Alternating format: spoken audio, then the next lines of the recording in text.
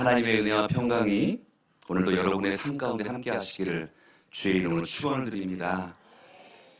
사순절 셋째 주일입니다. 여러분 어느 곳에서 생활을 하십니까? 우리가 믿음의 자리를 떠나서 때로는 지낼 때도 있습니다. 믿음의 자리가 아닌 다른 곳에서 기웃거릴 때도 있습니다. 말씀이 아닌 곳에서 우리가 집중할 때도 있습니다. 기도가 아닌 곳에서 우리가 부르짖을 때도 있습니다. 오늘 우리가 부른 찬양처럼 거친 세상에서 실패하거든 오늘 주님 앞에 다시 한번 거듭남의 은혜가 우리 삶 가운데 있기를 간절히 소망합니다. 하나님 말씀 앞에, 하나님 은혜 앞에, 예배 앞에서 그 힘과 담력을 얻어가시는 우리 성도님 되시기를 주의 이름으로 축원을 드립니다. 한국인 최초 노벨 문학상 후보에 오른 김은국님의 순교자 소설이 있습니다. 이 소설의 내용은 6.25 전쟁 당시 실화를 바탕으로 두고 있는 책입니다. 전쟁이 발발할 후 인민군이 주둔한 지역에 14명의 목사님들이 체포가 되었습니다. 지독한 고문을 당하며 예수를 부인하고 배교하라는 강요가 있었습니다. 결국 12명의 목사는 죽임을 당하고 2명의 목사가 살아남았습니다. 얼마 후 국군에게 체포된 인민군 장교가 그곳에 잡혀와서 신문하던 가운데 학살 사건의 전말의 이야기를 들려줍니다. 대부분의 사람들은 2명의 목사가 예수를 부인하였기에 살아남았고 12명의 목사는 예수를 부인하지 않았기에 순교를 당하였다고 믿었습니다. 그런데 모두의 생각과는 전혀 달랐습니다. 인민군은 예수를 부인한 12명의 목사들을 처형하고 죽음이 너무 두려워 정신 이상자가 된 목사와 주를 부인하지 아니하고 끝까지 믿음을 지킨 신 목사를 살려주었습니다. 그러나 유일하게 신앙의 지조를 지킨 신 목사는 자기가 예수를 부인했다고 고백했습니다.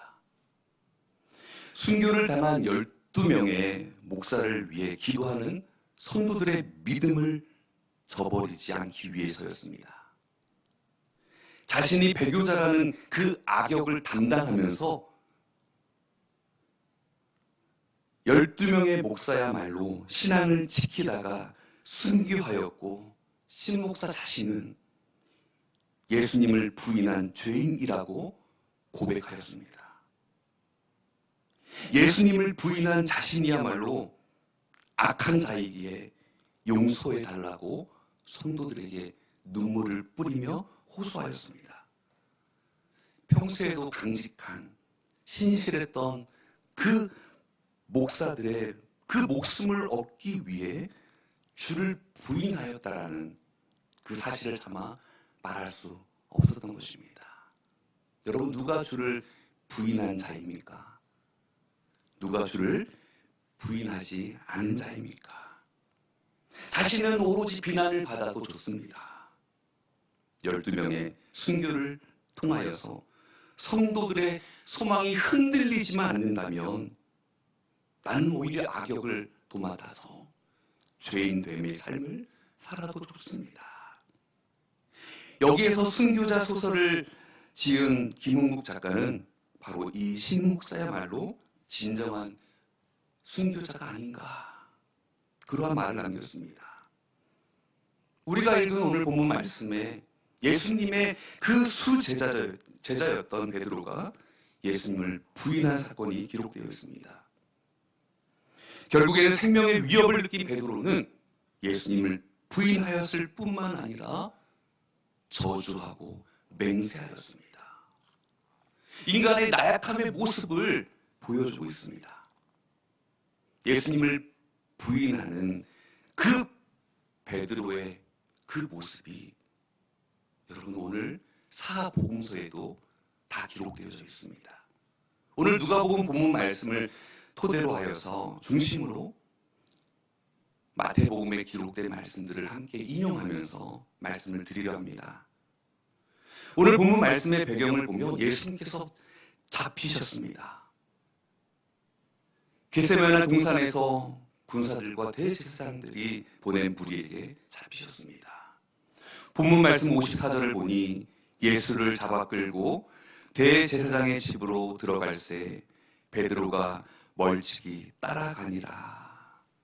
대제사장의 집에 들어갔을 때 베드로는 저 멀찍이서 그냥 예수님을 하염없이 바라볼 수밖에 없는 그러한 모습이었습니다.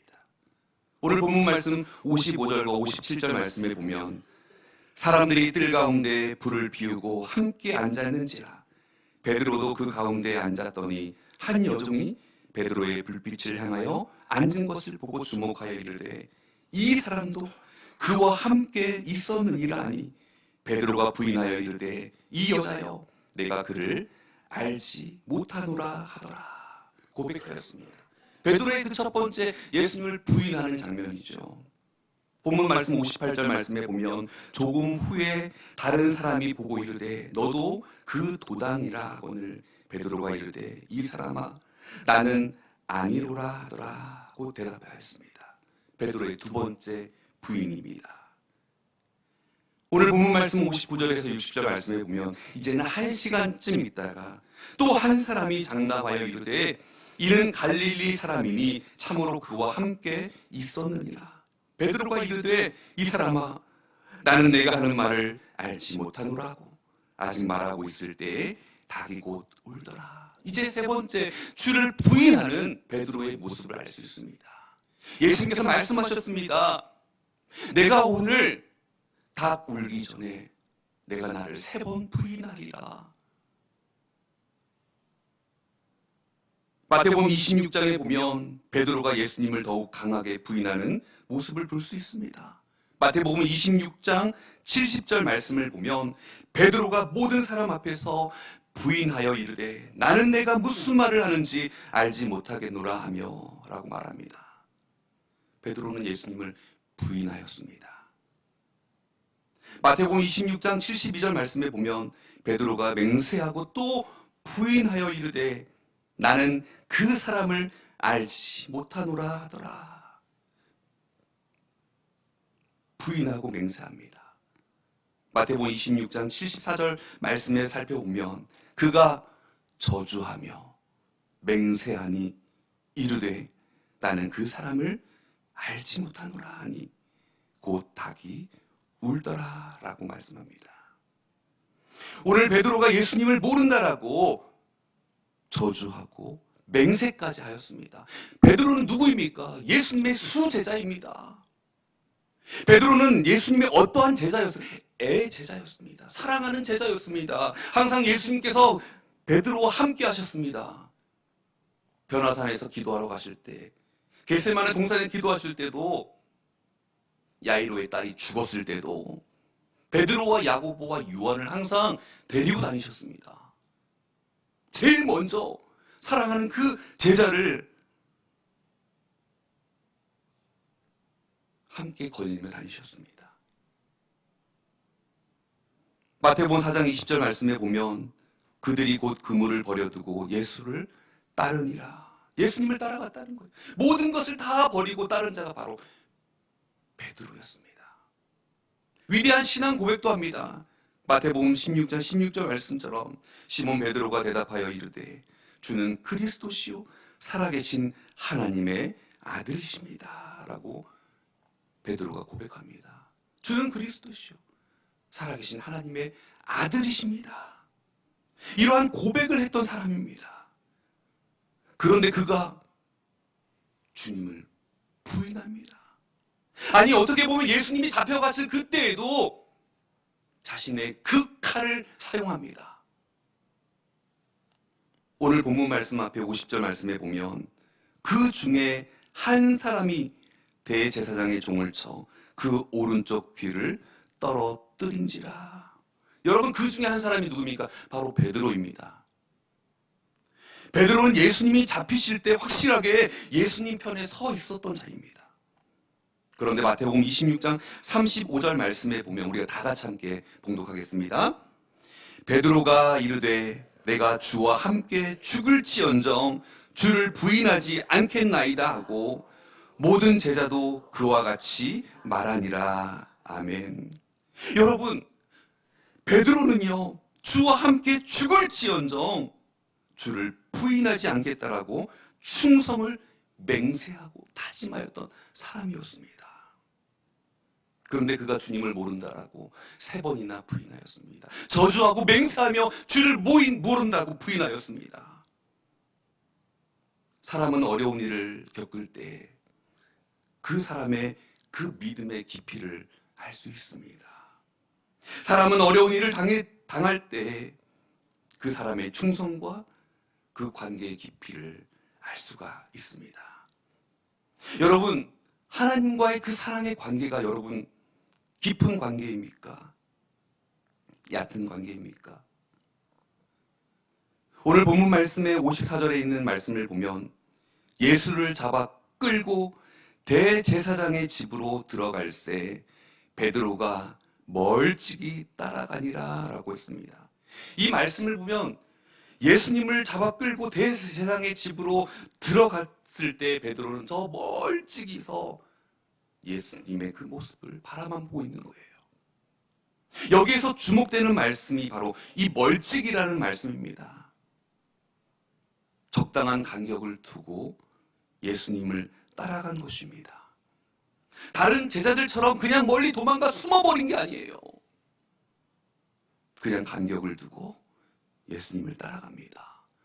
아니, 죽는 데까지 함께 하겠다고 한 베드로가 지금 예수님과 함께 가지 아니하고 적당한 간격을 두고 예수님을 따라갔습니다.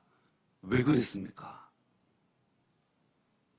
예수님과 함께 가면 자신도 예수님처럼 고난받고 죽임당할 것이 두려웠기 때문입니다.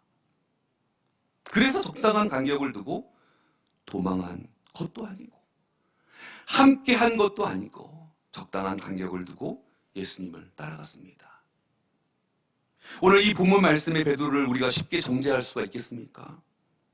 왜냐하면 우리는 어쩌면 이보다 더 못한 사람이기 때문입니다. 예수님을 따라갈 용기가 없었던 다른 제자들과 같을 수가 있기 때문이죠. 적당한 간격, 적당한 관계를 유지하는 신앙의 모습들. 때로는 현대인들의 그 성향이 지나치게 가까이 하지도 아니하고 지나치게 멀리 하지도 아니하는 그 모습이 바로 신앙의 모습으로 들어와 있다는 것입니다. 적당한 신앙. 한 달에 격주씩 한 번씩 빠지면 목사님은 모를 거야. 그런 신앙이 있습니다. 적당한 간격이죠. 신앙의 생활 가운데 열심과 충성스러운 신앙이 아니라 아주 멀리 떨어져 신앙생활하는 것도 아닙니다. 그냥 적당한 간격, 적당한 관계를 유지하면서 신앙생활을 한다는 것입니다. 여러분, 라우디게아 교회가 그랬습니다. 라우디게아 성도들이 이렇게 적당한 미지근한 상태로 유지하여 뜨겁지도 아니하고 차지도 아니하다라는 그 책망의 말씀을 듣게 됩니다. 오늘날도 이 미온적 그리스도인들의 모습들이 나타나고 있습니다. 적당한 간격, 적당한 관계를 유지하면서 신앙생활을 하는 것이죠. 여러분, 예수님은 십자가에서 고난을 당하시고 돌아가시기까지 하셨는데 적당한 간격, 적당한 관계가 웬 말입니까? 오늘 베드로는 나는 예수님을 모른다며 예수님을 부인하였습니다. 그때 누가복음에만 기록된 말씀이 있습니다. 오늘 본문 말씀 61절 상반절 말씀에 보면 주께서 돌이켜 베드로를 보시니라고 했습니다. 예수님께서 돌이켜서 베드로를 보셨습니다. 베드로가 예수님을 3번이나 부인하고 닭이 울 때 예수님께서 돌이켜 베드로를 보셨습니다. 예수님과 베드로의 그 시선이 마주쳤습니다. 베드로가 얼마나 깜짝 놀랐을까요? 너무나 부끄러웠을 것입니다. 창피하였을 것입니다. 민망했을 것입니다. 주님 뵐 면목이 없었을 것입니다.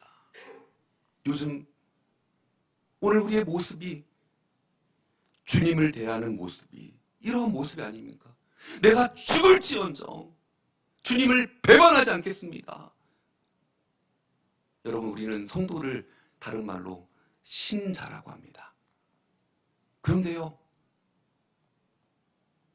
베드로는요, 배신자가 된 거예요. 오늘 저와 여러분도 역시 배신자가 될 수 있는 가능성이 있습니다. 내 목숨 바쳐서 내가 주를 위하여서 일하겠습니다. 하나님 앞에 충성하겠습니다. 다짐하였죠. 그렇게 자신의 입술로 내뱉었던 모든 말들이 순식간에 무너져 내리는 것을 오늘 베드로는 경험하게 되는 것입니다. 쥐구멍이라도 있으면 들어가고 싶은 심정이었을 것입니다. 왜 그랬습니까? 자신을 끌고 재판석에 앉혀 고난을 당하고 죽음으로 자신을 내모를까 두려웠기 때문입니다. 오늘 본문 말씀에 보면 예수님께서 베드로를 보시니라는 단어가 있습니다. 여기에서 보시니라는 이 단어는 헬라어로 엠블레포라고 합니다. 이 엠블레포는요, 긍휼과 자비라는 뜻을 가지고 있습니다. 여러분, 우리 예수님은요, 베드로를 바라보실 때 우리 인간의 감정과 우리의 생각과 우리의 나쁜 심성을 가지고 바라보시지 않았다는 거예요. 제가 베드로가 만약에 베드로 내가 왜 나를 부인하고 저주하고 맹세까지 하니, 그것도 예수님의 귓가에서 생생하게 들리도록 인간적인 마음이 앞섰다면 베드로를 째려봐야죠. 눈에서 레이저가 나오는 거예요. 어머니들 보면 아이들 공부 안 하고 엉뚱한 짓 하고 게임하고 있으면 어떻게 합니까? 눈에서 레이저가 나가는 거예요. 뒤 돌아보면서 레이저로 쏘아야죠. 그렇지 않았다는 거예요. 아니, 배신감, 원망과 실망의 마음을 가지고 바라보셔야 되는 게 당연한 거 아닙니까? 그런데 그렇지 않으셨다는 것이죠. 긍휼과 자비의 눈으로 바라보셨습니다. 사랑하는 성도님 여러분, 내 자신이 나를 봐왔을 때도 실망스럽고 원망스럽고 한탄스러운 모습은 없습니까? 오늘 주님께서 저와 여러분을 긍휼과 자비의 눈으로 바라보고 계시는 줄 믿으시기를 바랍니다. 베드로가 예수님을 부인할 것을 주님 아셨어요. 너무나 잘 아셨어요. 그리고 그가 어떠한 삶으로 하나님께 영광을 올려드릴지도 알고 계셨어요. 그렇기 때문에 베드로를 째려보시지 않았어요. 흘겨보시지 않았어요. 자비와 긍휼의 눈으로 바라보신 것입니다. 오늘 62절 말씀에 보면 밖에 나가서 심히 통곡하니라. 여러분, 베드로가 지금 밖으로 나갔습니다. 왜 나갔습니까? 주님 말씀이 생각이 나는 거예요. 큰 소리로 울부짖고 있습니다. 자신의 잘못을 뉘우치고 있습니다. 베드로는 회개의 눈물을 흘리고 있습니다. 온 몸과 마음으로 회개의 눈물을 흘렸던 것입니다.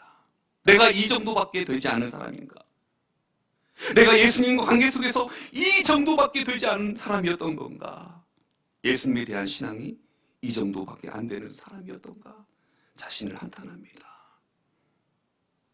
기독교 교회사의 유명한 사람 어거스틴은 그의 삶을 되돌아보고 기록한 책이 참회록입니다. 그는 참회록 8권에서 자신이 변화된 것을 이렇게 쓰고 있습니다. 내 영혼 깊숙이 숨겨져 있는 내 인생의 비참함이여 그대로 내 눈앞에 드러났고 강한 폭풍이 내 영혼을 흔들더니 내 눈에서는 눈물이 폭우처럼 쏟아지기 시작하였습니다. 나는 홀로 조용히 통곡하고 싶었습니다. 나는 알지도 못하는 사이에 무화과 나무 아래에 엎드렸고 내 눈에는 눈물이 폭포처럼 흘렀으며 그것은 하나님이 기쁘게 받으실 신령한 제사가 되었습니다. 여러분, 어거스틴은요, 심히 가슴이 아프고 하나님 앞에 눈물로 회개의 기도를 드렸다는 것입니다. 그의 삶을 어떻게 변화시킬 수 있습니까? 하나님 앞에 자신의 존재를 온전히 올려드리고 하나님 앞에 자신의 그 연약함을 눈물로 회개하였을 때 그의 삶의 역사를 하나님께서는 새롭게 써 나가게 하셔 주신 줄 믿습니다. 여러분, 우리가 회개할 때 진심으로 회개하는 것 너무나 중요합니다. 가룟 유다와 베드로 두 사람 모두 다 주님을 배신한 배신자예요. 그런데 그 배신 이유가 너무나 달랐습니다. 가룟 유다는요, 은 30을 받고 예수님을 팔아넘겼습니다. 아니, 예수님께서 이 정치범으로 몰려서 이제는 사형 선고까지 언도를 받게 되는데 가룟 유다는 이제 자책하게 되는 것입니다. 죄책감이 들게 되는 것입니다. 은 30을 갖다 주려 하였지만 도리어 그것이 받아들여지지 아니하자 깊은 자책감에 자살을 하고 말게 되는 것입니다. 여러분, 다음 베드로는 어떻습니까? 3번이나 주님을 모른다라고 부인하였습니다. 우리가 잘 아는 것은 저주하고 맹세하였습니다. 닭이 울기 전에 주님을 부인하였고 그리고 난 이후에 하나님의 그 은총으로 말미암아 말씀이 생각나는 것입니다. 말씀의 사람은 오늘 자신의 전 생애를 뉘우치는 것뿐만 아니라 결단하고 회개하고 삶을 변형시킵니다. 용서를 구하는 것입니다. 뉘우침과 회개는 전혀 다른 것입니다. 오늘 하나님 앞에 엎드려 통회하고 자복하는 이 베드로의 삶의 모습이 오늘 그를 더 하나님 앞에 충성된 일꾼으로 세워주셔서 마침내 가룟 유다는 자신의 죄를 회개하지 아니하였고 베드로는 자신의 죄를 온전히 하나님 앞에 회개하였다는 것입니다. 그 후에 베드로가 어떻게 되었습니까? 부활하신 주님을 만나고 주님을 사랑합니다라는 그 고백을 드립니다. 요한의 아들 시몬아, 내가 나를 사랑하느냐? 네, 주님, 내가 주님을 사랑하는 줄 주께서 아시나이다. 성령의 뜨거운 체험을 하게 됩니다. 마가의 다락방에서 그 성령 체험을 통하여서 베드로 앞에 나와 병든 자들이 베드로의 그림자를 덮어도 그 질병이 떠나가고 베드로가 복음을 전할 때마다 매를 맞고 수없이 감옥에 갇혔지만 그 감옥에서 나오면서 예수님을 위하여 능욕받는 것과 그것을 더욱더 고난을 기뻐했다라고 말씀합니다. 베드로는요, 성도들의 신앙을 세워주기 위하여서 베드로 전서와 베드로 후서를 기록하고 그들을 위로하고 격려합니다. 어느 날 로마에서 기독교의 박해가 너무 심해서 베드로가 로마를 떠나가는데 예수님이 로마를 향하여 가고 계셨습니다. 코바디스 도미네, 주님 어디로 가십니까? 주님께 여쭙습니다. 주님은 십자가를 지기 위해서 내가 로마를 향해서 가고 있다. 그 말씀을 듣고 베드로는 통곡을 하며 그 길로 로마로 가서 십자가를 지겠다고 합니다. 그는 자진해서 십자가의 거꾸로 달립니다. 이 폴란드 소설가 생키에비치가 노벨상을 받으면서 코바디스와 같은 그 원작을 영화로 만들었습니다. 그 베드로의 그 모습이 너무나 잘 그려져 있습니다. 나 같은 죄인이 주님과 같은 모습으로 십자가에 달릴 수 있단 말인가? 나를 거꾸로 십자가에 못 박아 주십시오 하고 말하며 십자가에 거꾸로 매달려 순교하였습니다. 한때 잠시 예수님을 부인하는 잘못을 저지른 베드로는 회개하고 예수님을 위하여 순교자가 되기까지 목숨 바쳐 충성하였습니다.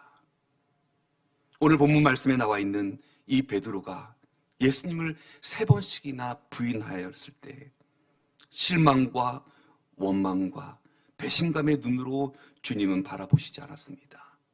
오히려 그를 긍휼과 자비의 눈으로 바라보셨습니다.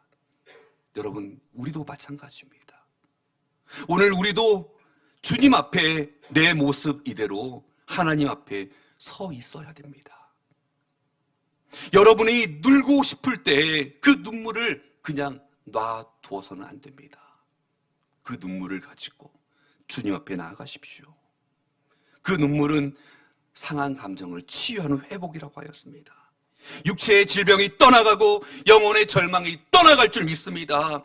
치유와 회복의 역사가 우리의 울음 가운데, 회개 가운데 이루어지게 될 줄 믿습니다. 오늘 하나님 앞에 진정으로 사명자로 나아가십시오. 십자가를 버리고 십자가를 붙들지 아니하고 나아가는 자들 있습니까? 다시 그 사명을 붙들시기 바랍니다. 하나님 앞에서 나를 위하여서 울면 내 영혼이 치유됩니다. 하나님 앞에서 내 가족을 위하여서 울면 우리의 가족들이 치유됩니다. 하나님 앞에서 우리 민족을 위하여서 회개하고 기도하면 우리나라와 민족이 구원을 받습니다. 오늘 우리 교회가 눈물로 회개하고 기도할 때 우리 교회의 치유의 역사가 이루어지게 되는 줄 믿습니다. 주님의 종됨을 기뻐하며 즐거워하시는 저와 여러분의 삶이 되기를 주의 이름으로 축원을 드립니다. 기도하겠습니다.